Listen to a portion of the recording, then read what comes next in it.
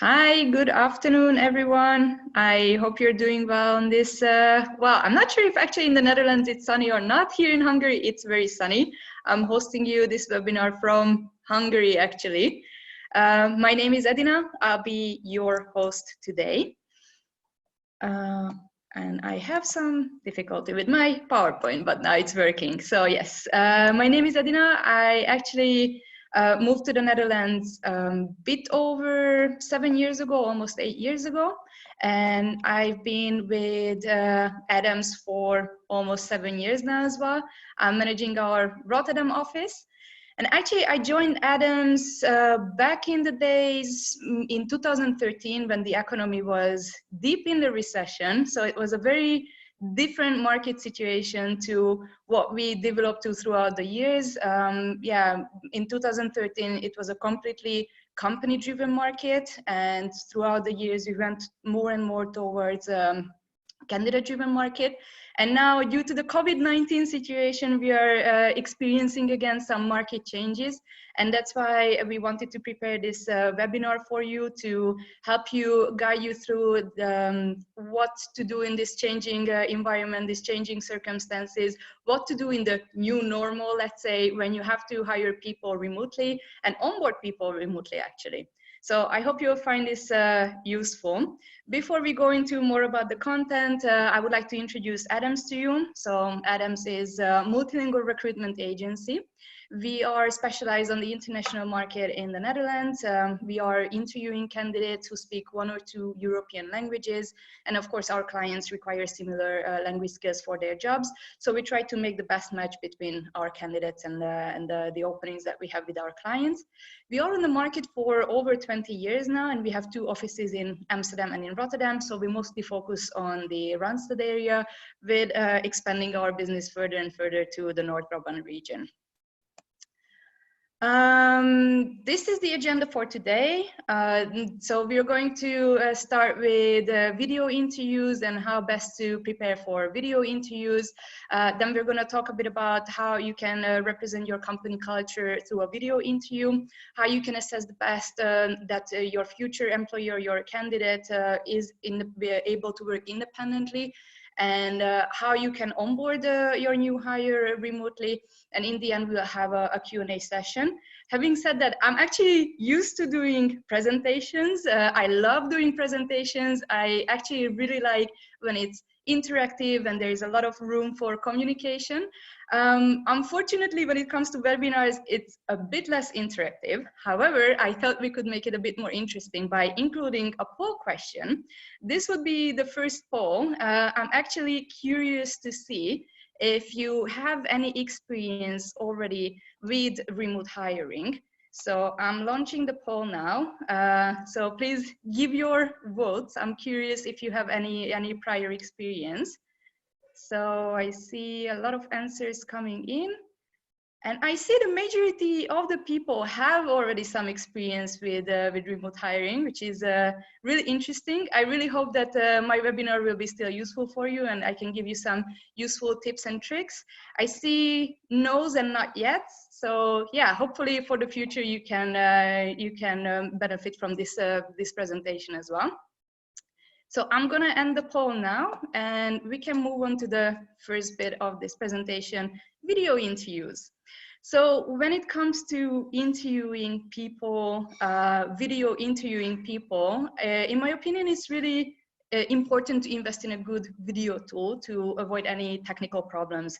I think we've all been there when we had one of those horrible Skype conversations where you couldn't find a person you wanted to talk to and they couldn't find you either, and it was just a total mess to connect to each other, and then you started talking and then the whole video wasn't working, and yeah, I think it can be such a miserable experience.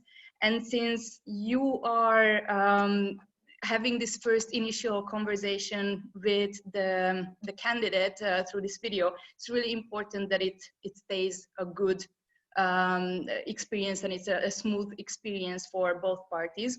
Nowadays, you can find so many interesting video tools such as Zoom, WebEx, Hangouts, any of these that you can even integrate with your email platform or email provider, and with just a hop of one click, you can send out an agenda invite to your candidates, team members, whoever who is joining the interview, and it can be a very smooth and easy process then afterwards.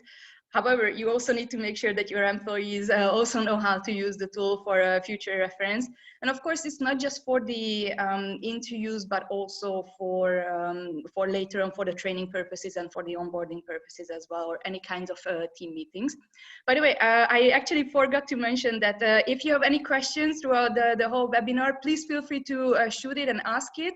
I will make sure to answer all your questions in the end. If for whatever reason there won't be enough time, then I will make sure to answer your questions afterwards, and it will be all sent out to you, both the presentation and the video recording of this this webinar. Now, once you connected with your candidate and you are having a video interview, make sure that your candidate is comfortable throughout the interview. So of course, we are mostly working from home now. Maybe we go into the office, but then it's a very quiet, empty office. We all have different circumstances, so make sure that you treat the video interview as if it was a face-to-face conversation. So dress properly, respect the other person, wear your pants. I saw recently some funny videos where people actually forgot to get dressed for their interviews or for any kind of conversation. Don't do that. But at the same time, if you have any disturbing circumstances around you, I have colleagues, for instance, who have toddlers at home or pets or anything like that. Just be upfront about it in the conversation. Make the other person feel also comfortable. They might go through the exact same situation, but because they are the ones being interviewed, they might not feel comfortable saying that to you in advance. So just try to really treat this as a face-to-face personal conversation. And in my opinion, it's really important to engage in at least 2 video interviews to get to know the person as well as possible. And if you have the chance, attend both interviews so that you can also see the consistency, and you can see if this person is giving you a similar vibe as they did throughout the first interview. Pay special attention to the body language. Are they sitting upright? Are they using any hand gestures? What are their facial expression? Are they slacking? Are they sitting on a couch? So yeah, just try to assess the body language throughout the video call as well. And respect standard working hours. I mean, just because we are working from home, or yeah, we have a bit more flexible possibilities not going to the office, it doesn't mean that we don't have a private life. As I mentioned, some of us have children, some of us have pets, other things to attend to. So it's still important to respect a good work-life balance and try to refrain from having interviews outside standard working hours. Then when it comes to sorry, my presentation is getting stuck in a second. Hold on. I hope you're still with me. So when it comes to the company culture, of course, it's very important that you can transfer this throughout the interview as well. When you have a candidate going to your office for a face-to-face interview, then you can already show them around, show them how the company is, how the office is. You can introduce them maybe to potential team members or colleagues. They can easily assess how the vibe of the company is. However, when you do this through the video, then it might be a bit more challenging. So you really have to put in that extra effort in explaining to your candidate what your company culture is like, and you have to do your employer branding. So even though nowadays there might be more candidates available for jobs, and there might be a bit more like open candidates, it doesn't mean that you have to neglect your employer branding, or shouldn't neglect your employer branding. Share experiences of internal events, any kind of team buildings or regular activities that you do. For instance, at Adams on Fridays, we have a Friday lunch together, or we sometimes go out for drinks after work. But any kind of company event or activity that you do in the company or in the team could be really interesting for this candidate, and it could really make a decision. I mean, when you have a comparable offer and they have a good feeling about your company and about your team, I'm absolutely convinced that they will go for that rather than just, you know, an average company. And make sure that you think out of the box, and sometimes you use the technology that's available for you as well. So recording a short video of the office to represent the work environment or how you're sitting, or asking your team to record maybe a short video to represent the company culture could be also a really good idea. Then once you have your interview as well, apart from introducing your company to the candidate, obviously your job is to make sure that your candidate or your new hire will be able to work independently and autonomously. So you have to pay attention to these personality traits, and you have to make sure that your candidate is motivated to join your company. Now, this can be really easily assessed through various questions. I will give you some examples on the next slides as well. But one thing I can actually recommend to do is maybe to do almost like an assessment test, a small project maybe, or a case study, something that has a clear deadline, something that has a clear content, so you can measure how fast, how independent, and how accurately this person is delivering the task that you're asking from them. Otherwise, some questions to ask. What job did you like the most or the least? What kind of work environment do you work best in? Throughout these questions, you can easily assess whether what you offer to this candidate is actually matching their expectations, and whether what they require in a job or in a workplace is something that you can provide them with. It can happen that it might not be 100% match. For instance, there are people who prefer working in a smaller office where there are only a couple of people, and what you have is a massive open office where the whole department sits together. In my opinion, that's okay, as long as you are on the same page, you communicate it up from the very beginning, you set the right expectations, then I'm sure this won't be a deal breaker. But at the same time, it's good to take it into consideration as well. Then describing a time when you recognize you weren't going to be able to meet multiple deadlines, or maybe just one deadline. What did you do about it? What was the outcome? You can easily see how proactive this person is. You can easily see how independent they are. You can see when they get stuck in a task or they need some help, whether they would be able to ask for help or they would ask for your advice. Again, since we are all working from home, or most of us are working from home, you might not be sitting in the same office. This is very important, actually. And tell me about a time where you went above and beyond your role and expectations. Why did you do this? What exactly did you do? Was it actually something that was expected of you? Was it something that you did on your own? Again, just to show how motivated, or to ask how motivated the person is. And also, what was the incentive? Was there any incentive actually, or did they just do it to bring the company forward or bring the business forward? Was it their own initiative or not? Throughout all these questions, you can easily assess the motivation and the independence of your candidate, and whether they would be fitting for what you can offer. Then let's assume you hired your new employee. Congratulations, the difficult part is over. So now it's only time to move on to the more practical bit and onboard this person. So first of all, you will need to sign contracts. And of course, you can go with the old school method of printing, signing, mailing, and then signing and mailing back. But in my opinion, nowadays, with the help of technology, this can be done a lot easier and simpler with online document signing tools. There are plenty available. I believe there are even some free ones. But yeah, I think in the long run, it's worth investing in a good, trustworthy online document signing tool. I'm sure this will have a return on investment at a certain point, and it will pay off in the long run. Once all the paperwork is out of the way, then you can actually prepare a whole virtual onboarding experience for your new hire. You can send personalized gift kits if possible to make them feel welcome and part of the team from day one. As you can see on the picture on the bottom, this is what we prepared at Adams. So it's really just a small gesture, a personalized mug, a notebook, a folder, and some hand cream, because of course that's what we all need in the office environment.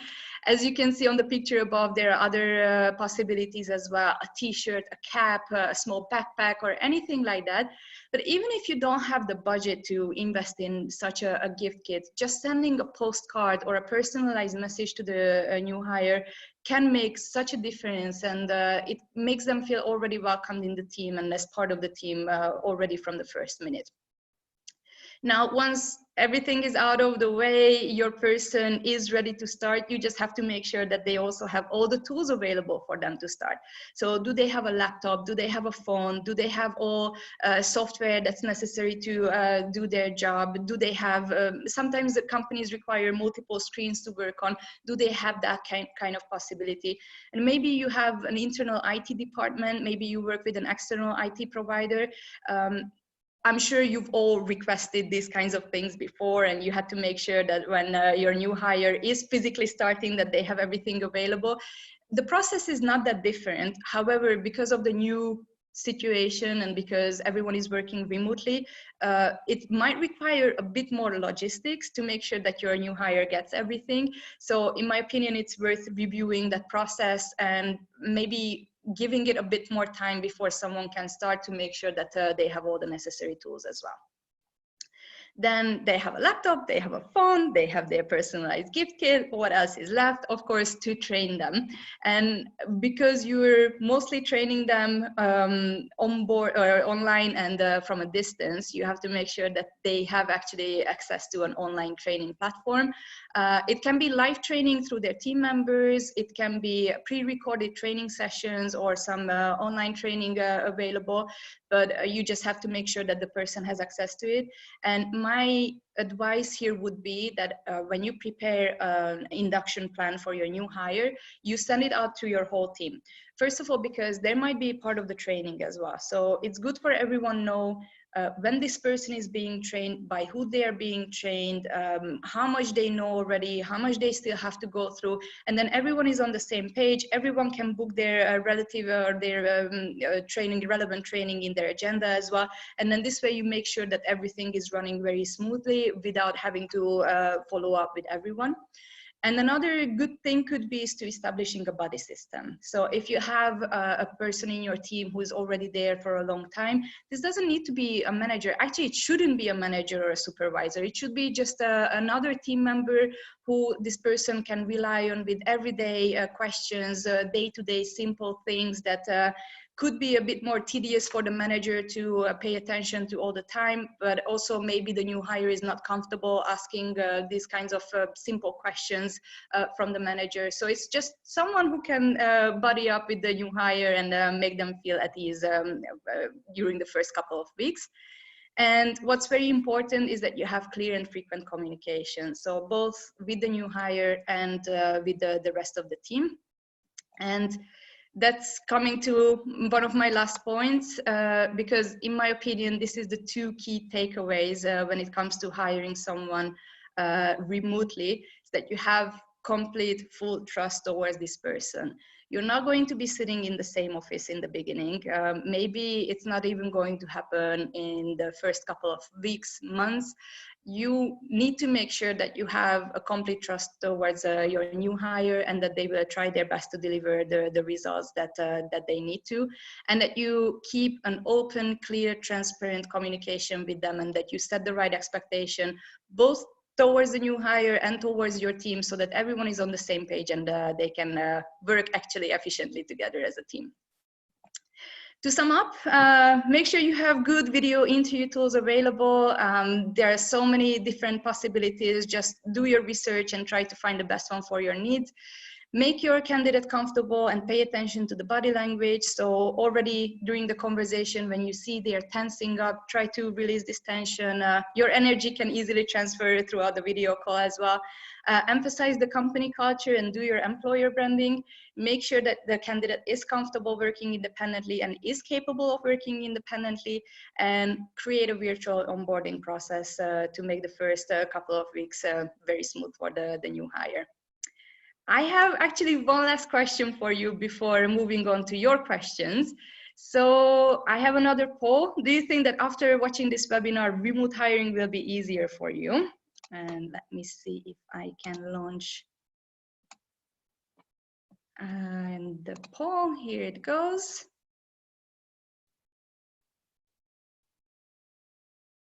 Yes, not sure. Okay. Some hesitations, maybe then I can answer your questions, and with the help of that, then we can move on to the yeah, successful remote hiring process. All right, I'm going to end the poll now, and I will try to open the questions. So yes, if you have any that I can answer right now, please feel free to send it.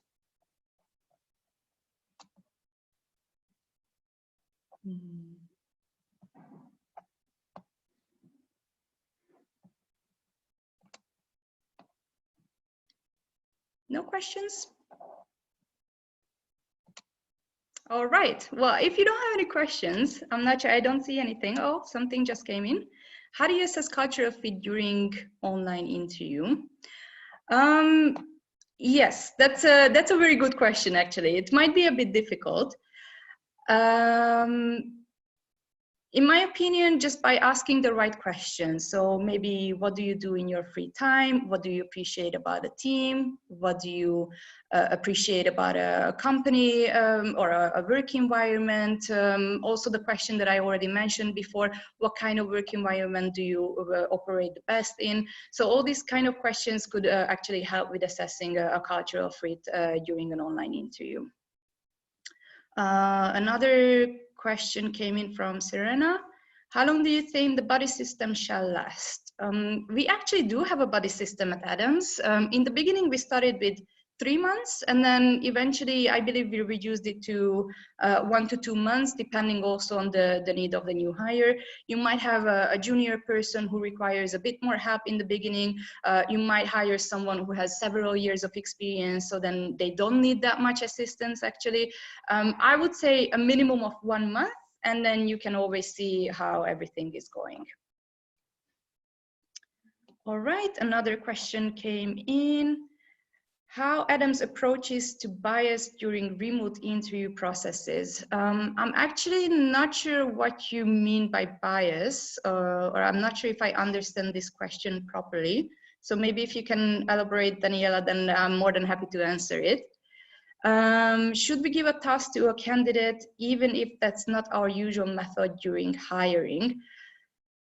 In my opinion, yes, it's always good to experiment, especially because our normal or our usual way of hiring will be very different in the upcoming future.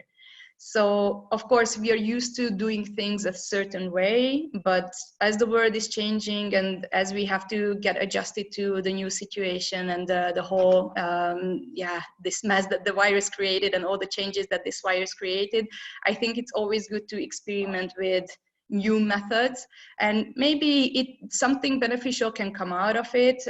Maybe it will be something that yeah, you will not do later on in the future, but in my opinion it's always good to see what can come out of it.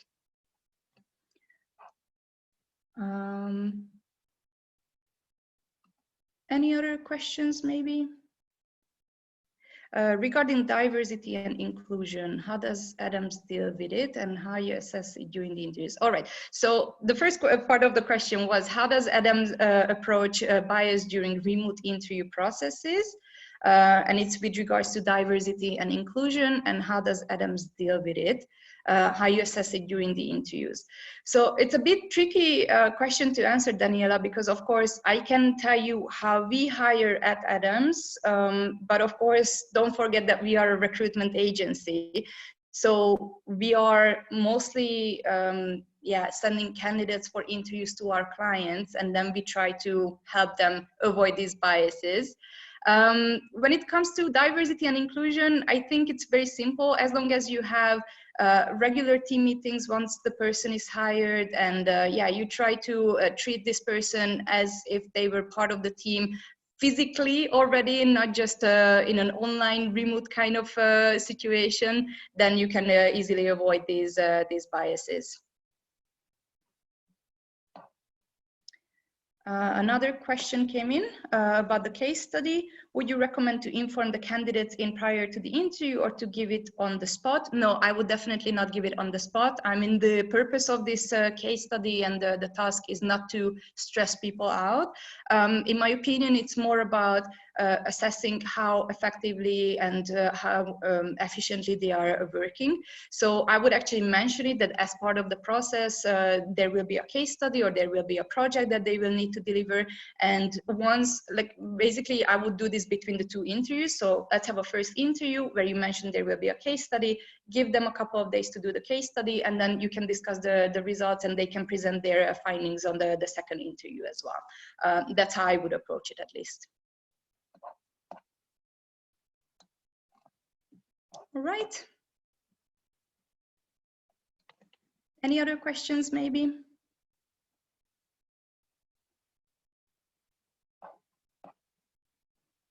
Just to let you know, in case you have any further questions, of course, feel free to still type it in here. You can also see my contact details on the screen. So you can always drop me a line, connect with me on LinkedIn, give me a call, WhatsApp me. I'm available on all kinds of platforms. Another question came in the meantime. Can you suggest some sample questions to explore more about candidates' personality? That's a good one. It's a bit tricky also to answer because, of course, it's up to the conversation as well and up to the interview. One question I like to ask them is, how would your manager, previous manager, describe you at work? Or even further, how would your friends describe you as a person? Because it would make them think how other people would think about them or how they perceive themselves through the eyes of someone else. And I think it's a lot less direct and a lot less straightforward than when they ask you, like, give me your best traits or give me your worst traits or what you do the best, what you do the worst. I hope that answered your questions. Anna also came with a question. How do you research the culture of a new client, having in mind that you don't have the opportunity to physically visit their office? My best answer would be social media. So of course, LinkedIn, the company website, try to visit their different social media platforms, Instagram, Facebook, LinkedIn, their own website, YouTube. Maybe they post some videos on YouTube about different company events or things like that. So yeah, definitely make the best use of social media. To follow up the question on personality traits, would you always go for the candidates who share common traits to fit your company culture, or also traits that may be different or even challenging to the company culture? That depends also on the situation. I think as long as the candidate shares your company values, even if they have different personalities, diversity actually adds to a team. And the more different we are, or we might be very different, but we can still function properly together as a team. So it's all about having that kind of click and maybe a bit of a chemistry as well. But at the same time, it's more about being motivated for the company, for the job, sharing the same kind of company values. So maybe someone has completely different personality traits than what you have or what your team members have. But as long as you see the fit between those team members and you share similar company values, I do think that it can work out.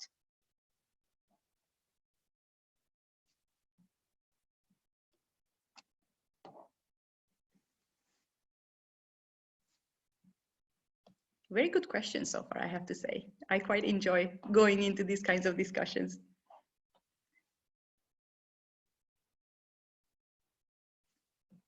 All right.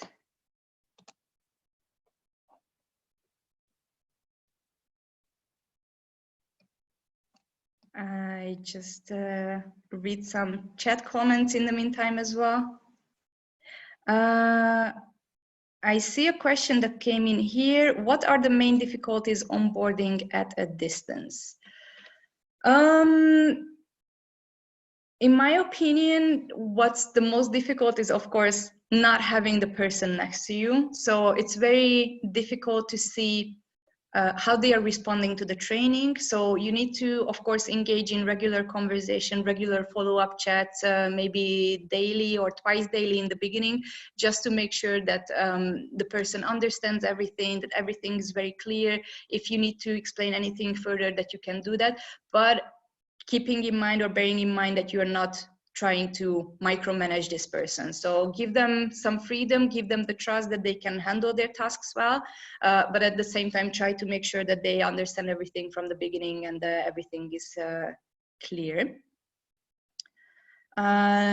Something else came in the meantime. To add to test for the culture of fit, we have set up questions to test for each of our core values, which have helped us a lot in this situation. Excellent, excellent approach, I would say. Regarding the culture question, it is also very interesting to ask what they missed in their last current job or what they do not like about their leadership style of their current manager. Absolutely. And I think not only is it important to see this from a perspective that what didn't fit, but also how this person is talking about a previous manager or a previous company.